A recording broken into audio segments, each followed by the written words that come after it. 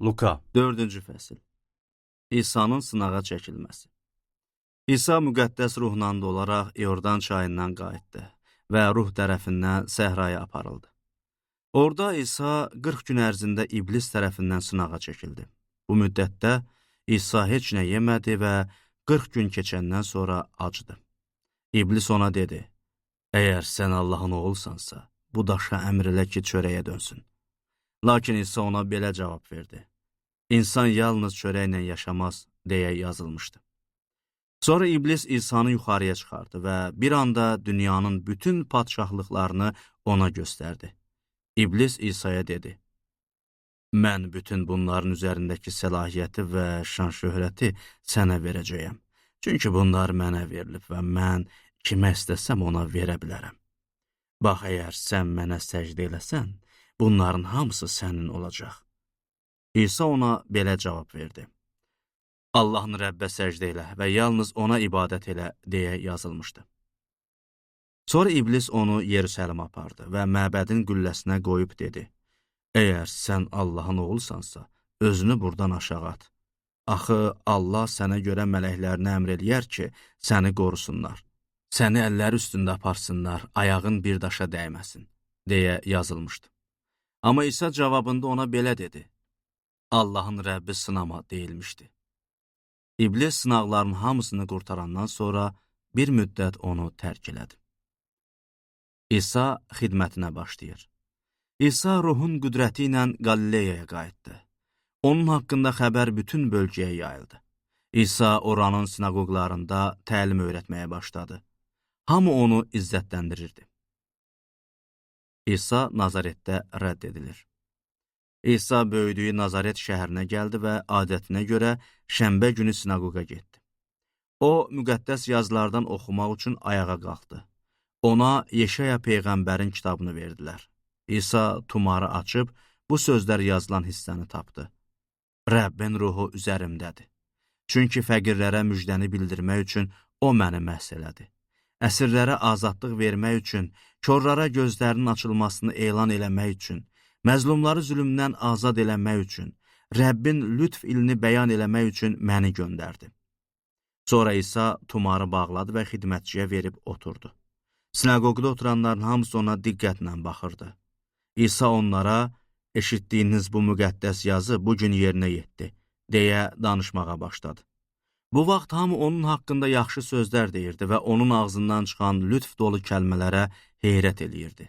Onlar, məyər bu Yusifin oğlu deyilmi, deyirdilər.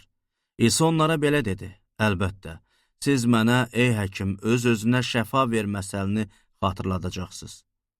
Kefernahumda elədiklərin barəsində eşitmişik. Burada, öz yurdunda da həmin işləri elə deyəcəksiniz.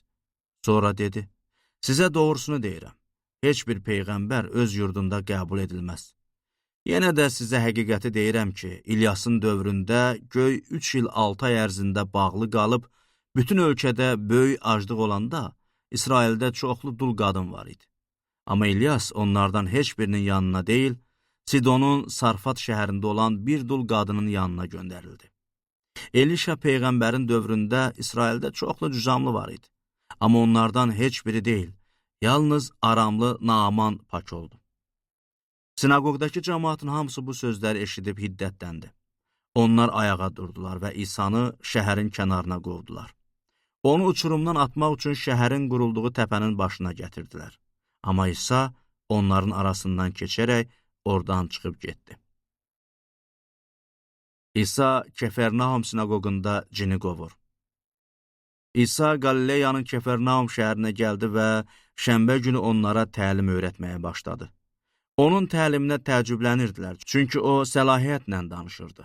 Həmin vaxt sinagogda cinə, natəmiz ruha tutulmuş bir nəfər var idi. O ucadan çığırdı, nə olub? Ey Nazaretli İsa, bizdən nə istəyirsən? Bizi məhv eləməyə mi gəlmirsən? Mən bilirəm sən kimsən, Allahın müqəddəssən. Amma İsa ona qadağan eləyib dedi, sus və bu adamdan çıx. Cin bu adamı hamının qabağında yerə yıxıb, heç bir zərər vermədən ondan çıxdı. Hamı heyrətə düşdü və bir-birinə dedi, bu necə sözdür? O natəmiz ruhlara səlahiyyət və qüdrətlə əmr eləyir, onlar da çıxır. İsa haqqında xəbər bu bölgənin hər yerinə yayıldı. İsa çox adama şəfa verir. İsa sinagogdan çıxıb Şimonun evinə gəldi. Şimonun qaynanası yüksək qızdırma içində yatırdı. Bu qadından ötürü İsa'dan kömək istədilər. İsa ona yaxınlaşıb qızdırma xəstəliyinə qadağan elədi və qadının qızdırması düşdü. Qadın o anda durub onlara xidmət eləməyə başladı. Gün batanda hamı müxtəlif xəstəliyə tutulanları İsa'nın yanına gətirdi. O, hər birinin üzərinə əllərini qoyub onlara şəfa verdi. Bir çoxlarındansa cinlər, sən Allahın oğlusan deyə bağıraraq çıxırdı. O isə onlara qadağan eləyir, danışmağa izin vermirdi. Çünki onlar İsa'nın Məsih olduğunu bilirdilər. İsa vəzini davam elətdirir. Səhər açılanda İsa çıxıb kimsəsiz bir yerə getdi. Cəmaatsa onu axtarırdı.